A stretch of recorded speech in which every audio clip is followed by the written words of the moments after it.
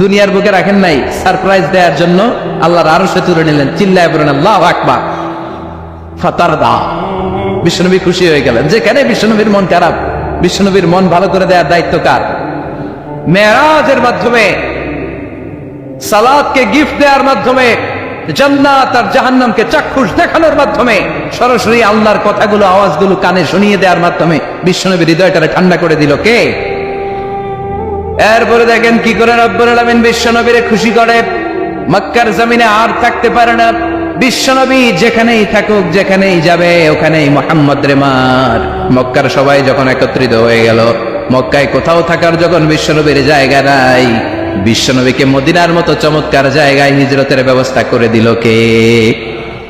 ফাতারদা ওয়ালা সাউফা ইউতিকা রাব্বুকা, অচিরে আপনার রব এমন এমন সুব্যবস্থা করে দিবে, এমন এমন বিষয় আপনার জীবনে এনে দিবে, আপনার জীবনটা ঠান্ডা হয়ে যাবে, আপনি খুশি হয়ে যাবেন।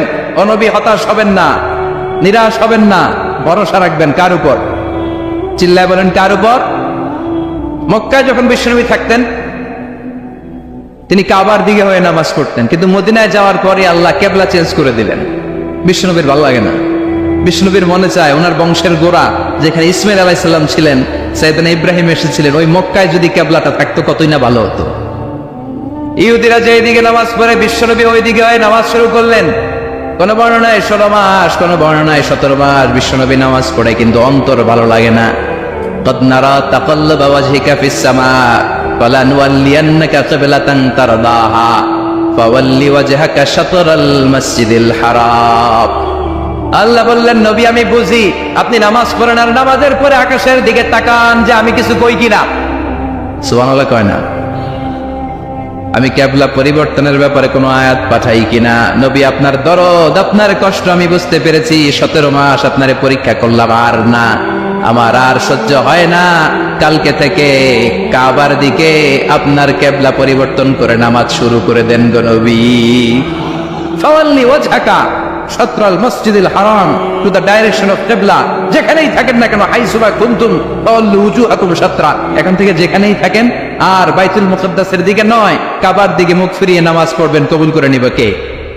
ওয়ালা সাউফা ইউতিকা রাব্বুকা, অচিরে আপনার রব আপনার এমন এমন জিনিস দিবে, আপনি খুশি হয়ে যাবেন। খুশির ঠেলায় আহা, আর দুঃখ থাকে না, একটার পর একটা দুঃখ, ঝঞ্ঝাট, কষ্ট, বাধা আসতে থাকে, আর আল্লাহ সেইটাকে শান্তি আর ভালোবাসার সমীরণ বাতাসে পরিণত করে দেয়। চিল্লায় বলে ঠিক কিনা?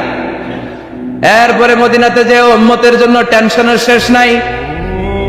বসে বসে বিশ্বনবী ভাবে, আগের জামানার উম্মতেরা কেউ হায়াত পেয়েছে 500 বছর, কেউ পেয়েছে 1000 বছর, কেউ পেয়েছে 2000 বছর, আর আমার গুনাহগার উম্মতের অবস্থা বিশ্বনবী নিজেই বলেছেন, আমারু উম্মতি মা বাইনা 60 ইলা 70, আমার উম্মতের গড় বয়স হবে 60 থেকে 70 বছর। দাওয়াত দিতে আসছিল কাদেরকে? কিন্তু মানুষ দাওয়াত কবুল করে নাই। আর বিশ্বনবী কেঁদে কেঁদে যখন নামাজ পড়ছিলেন, তেলাওয়াত শুনে জিনেরা অবাক। জিনেরা কয়, এটা কোনো মানুষের বাণী হতে পারে না, আল্লাহর বাণী ছাড়া।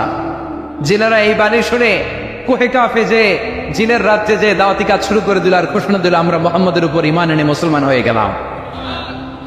বিশ্বনবী ফজরের সালাতের পরে কাঁদে, হায়রে তায়েববাসীরা মরে যাবে। আমলাতুল জিবাল, পাহাড় রক্ষী ফেরেশতারা এসে বলে, নবী আপনি শুধু আদেশ দেন, তায়েফের দুই পাশের গিরি পর্বত, গিরি পাহাড় দিয়ে এমন ভাবে চাপা দেব, তায়েফের ছেলেগুলো মুহূর্তের মধ্যে পাউডার হয়ে যাবে। বিশ্বনবী বললেন, না, আমি ওদেরকে ক্ষমা করে দিলাম, ওরা হয়তো কালিমা পড়ে নাই, ভবিষ্যৎ প্রজন্মের অনেকে কালিমা পড়ে মুসলমান হয়ে যাবে। বিশ্বনবী কাঁদলেন, হায় হায়, আমার দাওয়াতি কাজ ব্যর্থ হয়ে গেল। বিশ্বনবীর মন খারাপ। বিশ্বনবীর যখনই মন খারাপ, মন ভালো করার দায়িত্ব নেয় কে? আরশ থেকে বিশ্বনবীর ডেকে বলে, নবী আপনি দেখেন নাই, আপনি যে কিবলামুখী হয়ে নামাজ পড়তেছিলেন, আপনার কেরাত শুনে জিনেরা মুসলমান হয়েছে। মানুষদেরকে দাওয়াত দিতে এসেছেন, ওরা দাওয়াত কবুল করে নাই, তো কি হয়েছে? একদল জিনকে আমি মুসলমান বানিয়ে দিয়েছি গো নবী। ফাতারদা, ফাতারদা, বিশ্বনবী খুশি হয়ে গেলেন, আর দুঃখ নাই। সুবহানাল্লাহ কইবেন না? 80 কিলোমিটার পথ বেয়ে আসছে, 3 বার মাই খায় বেহুশ হয়েছে, একজনও কালিমা পড়লো না, দুঃখে করে যেটা ছিঁড়ে যাও। আল্লাহ বললেন কলিজা ছিঁড়ার কোনো কারণ নাই, মানুষগুলো মুসলমান হয় নাই তো কি হয়েছে? অদৃশ্য এক জাতি, এক প্রাণী যাদেরকে চোখে দেখা যায় না, আপনার দাওয়াত কবুল করে এরা মুসলমান হয়ে গিয়েছে। বিশ্বনবীর আল্লাহ খুশি করে দিলেন, এই নিউজ দিয়ে খুশি করে দিলেন। সুবহানাল্লাহ কবেন না? তাহলে বিশ্বনবীর খুশি করার দায়িত্ব কার? কয়টা গেল? 3 নম্বরে বিশ্বনবীর কলিজার টুকরা স্ত্রী খাদিজা চলে গেলেন। সাইয়েদাতুনা খাদিজা সব সম্পদগুলো বিশ্বনবীর জন্য দিয়ে দিলেন। বিশ্বনবীও খাদিজার জন্য দোয়া করতেন। বিশ্বনবী বলতেন, আল্লাহ কিয়ামতের দিন, যেদিন বন্ধু বন্ধুরে চিনবে না, বাবা ছেলেরে চিনবে না, পীর সাহেব মরিদরে চিনবে না, ওই কঠিন বিপদের দিনে আমি আমার খাদিজারে যেন ভুলে না যাই। এই দুনিয়ার বুকে একটা মহিলাকে আরশের উপর থেকে আল্লাহ সালাম জানিয়েছেন, মহিলাটার নাম হলো খাদিজাতুল কুবরা তাহেরা। এই কলিজার টুকরা স্ত্রী চলে গেল, বিদায় নিলেন। বিশ্বনবীর কলিজাটা ভেঙে যায়, খান খান হয়ে যায়। যেই চাচা বিশ্বনবীর এত লালন পালন করলো, আদর যত্ন করলো, আবু তালেব, এই আবু তালেবও ঈমান না এনে দুনিয়া থেকে বিদায় নিল। শেল্টার দেওয়ার, আশ্রয় দেওয়ার বিশ্বনবীর দুইটাই জায়গা ছিল মক্কায়। এখন আর নবীরে কেউ শেল্টার দেয় না, এখন আর নবীরে কেউ শেল্টার দেয় না। নবীর হৃদয়টা ভেঙে খান খান, কই যাবে, কি করবে? কিন্তু আরশের উপর থেকে নবীর কষ্ট দেখে কে? আল্লাহ বললেন, নবী দুনিয়াতে কষ্ট, চলে আসেন, উপরে চলে আসেন। সুবহানাল্লাযী আসরা বিআবদিহি লাইলাম মিনাল মাসজিদিল হারামি ইলাল মাসজিদিল আকসা। এই দুনিয়ায় থাকার দরকার নাই, আমি আপনারে আরশের মেহমান বানিয়ে মেরাজের মেহমান হিসেবে আপনারে আরশের উপরে কবুল করে নিলাম। চিল্লায় কোন সুবহানাল্লাহ। মক্কায় বিশ্বনবী দেখতে পেলেন দাওয়াতি কাজের তো বেশি অগ্রগতি হচ্ছে না, কি করা যায়? তিনি স্ট্র্যাটেজি চেঞ্জ করলেন, ভিআইপিসদের কাছেও দাওয়াত দেওয়া শুরু করলেন। দেখেন না, সুবিধাজনক অবস্থানে যাওয়া যাচ্ছে না। তিনি দেখলেন মক্কায় 2টা ফিগার সবচেয়ে শ্রেষ্ঠ ফিগার, এই 2টার একটা যদি কালিমা পড়ে তাহলে ইসলামের জন্য সুবিধা হয়ে যায়। বিশ্বনবী আল্লাহর কাছে দোয়া করতে লাগলেন, আল্লাহ আল্লাহুম্মা আইজ্জাল ইসলাম বিআহাব্বির রাজুলাইনি ইলাইক। আল্লাহ, 2জন লোকের নাম এখন আমি বলবো, যেই লোকটারে ভালো লাগে এই লোকটার মুখ দিয়ে শাহাদা বাণী উচ্চারণ করে তুমি ইসলামের বিজয় দান করে দাও। দোয়া শুরু করে দিলেন, আল্লাহ 2জন লোকের একজনকে তুমি আমার অনুসারী বানিয়ে দাও।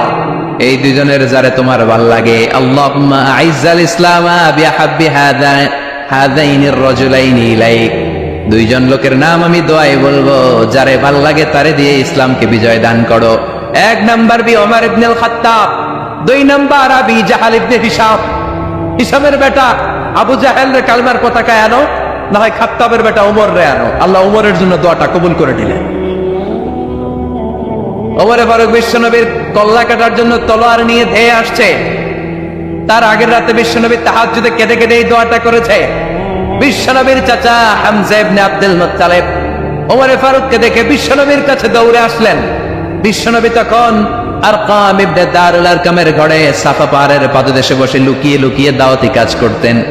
ভাতিজার কাছে এসে বললেন, ও নবী, আমার ভাতিজা ওমরে ফারুক তোমারে মারার জন্য নাঙ্গা তরোয়ার নিয়ে চলে আসছে, তুমি পালিয়ে যাও, আমরাও পালাই। বিশ্বনবী বললেন, না চাচা, আপনি সরে যান, অন্যান্য সাহাবাদেরকেও সরে যেতে বলেন। আমার মনে হয় গত রাতে চোখের পানি ছেড়ে যেই দোয়াটা আমি আল্লাহর কাছে করেছি, কিছুক্ষণ পরেই দোয়াটা কবুল হতে চলেছে।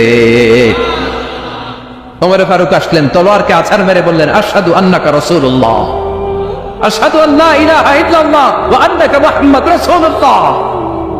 ওমরে ফারুক এসে বললেন, নবী, আমি সাক্ষ্য দিলাম আল্লাহ ছাড়া কোনো ইলাহা নাই, আপনি ছাড়া কোনো রাসূল নাই। সুবহানাল্লাহ পড়ে।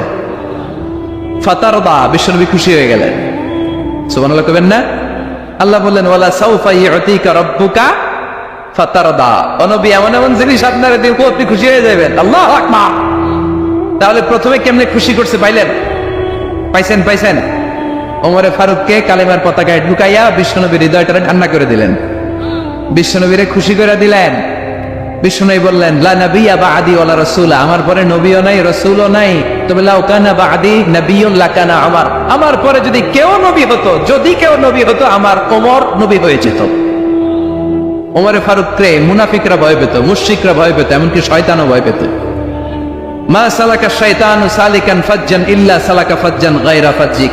বিষ্ণু বলতেন, ওমর, শয়তান যদি তোমার কোনো রাস্তা দিয়ে হাঁটতে দেখে, শয়তান ওই রাস্তা থুই আরেক রাস্তা দিয়ে হাঁটে। তার মানে বিশ্বনবীরে খুশি করার এক নম্বর পদ্ধতি ওমরে ফারুককে কালিমা পড়ায় খুশি, ঠিক কিনা? বিশ্বনবী খুশি হয়ে গেলেন। নাম্বার 1 কয়টা গেল? নাম্বার 2, বিশ্বনবী দাওয়াত দেওয়ার জন্য তায়েফে গেলেন। মক্কাতুল মুকাররমা থেকে 70-80 কিলো দূর, পাহাড়ি এলাকা, ঠান্ডা এলাকা। হজ উমরা যারা করেছেন দেখেন নাই, ঘুরে ঘুরে ঘুরে ঘুরে উঠতে হয়। আবার এখন ক্যাবেল কার আছে, ক্যাবেল কার দিয়ে ওঠা যায়, নামা যায়। আমি গিয়েছি অনেকবার। ওই তায়েফে বিশ্বনবী দাওয়াত দিতে গেলেন, কিন্তু তায়েফের ছেলেরা বিশ্বনবীর দাওয়াত কি গ্রহণ করেছে? কি করছে?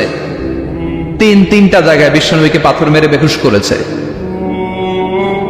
তিনটা জায়গায় বিশ্বনবী নিজের কোনো স্বার্থের জন্য যায় নাই, তায়েফের নুকরা যাতে জাহান্নামের আগুনে না জ্বলে ওদেরকে বাঁচানোর জন্য গিয়েছিলেন, ঠিক কিনা? খেয়ে না খেয়ে দিন প্রচারের কাজে নিজেকে দিয়েছ বিলিয়ে, তায়েফের কাফিরেরা চিনল না সে আলো, দুষ্ট ছেলেদের পিছু দিল লেলিয়ে, পাথরের আঘাতে ক্ষত বিক্ষত হয়ে সারা শরীর থেকে রক্ত ঝরে। হে রাসূল তোমাকে ভুলি আমি কেমন করে, হে রাসূল তোমাকে ভুলি আমি কেমন করে। হাজার ব্যথা বেদনার পরে ফিরে আসনি তুমি আপন ঘরে, দিনের আলো তুমি ছড়িয়ে দিতে, চলে গেলে মদিনায় মক্কা ছেড়ে। হে রাসূল তোমাকে ভুলি আমি কেমন করে, হে রাসূল তোমাকে ভুলি আমি কেমন করে, ঠিক কিনা? তায়েফবাসীদেরকে বাঁচানোর জন্য বিশ্বনবী তায়েফে দাওয়াত দিতে গেলেন। পাথরের আঘাত খেলেন, বিশ্বনবীর দাওয়াতে তারা সাড়া দেয় নাই। বিশ্বনবীর মন খারাপ, ঠিক কিনা? মন খারাপ হয়ে বিশ্বনবী নাখলা নামক খেজুরের বাগানে ঢুকলেন। সারা গা দিয়ে ঝরঝর ঝরঝর করে রক্ত পড়েছে। বিশ্বনবীর সাহাবী যায়েদ বিন হারেসা কুয়া থেকে পানি এনে বিশ্বনবীর মোবারক দেহটা থেকে ধুয়ে ধুয়ে রক্ত পরিষ্কার করে দিচ্ছেন। বিশ্বনবী রাতে সেখানে ঘুমালেন, ফজরের সময় নামাজ পড়তে শুরু করে দিলেন। বিশ্বনবীর তেলাওয়াত শুনে একদল জিন অবাক হয়ে গেল। জিনেরা কয়, ইন্না সামি'না কুরআনান আজাবা ইয়াহদি ইলার রুশদি ফাআমান্না বিহি। সুবহানাল্লাহ। দাওয়াত দিতে আইছিল মানুষরে,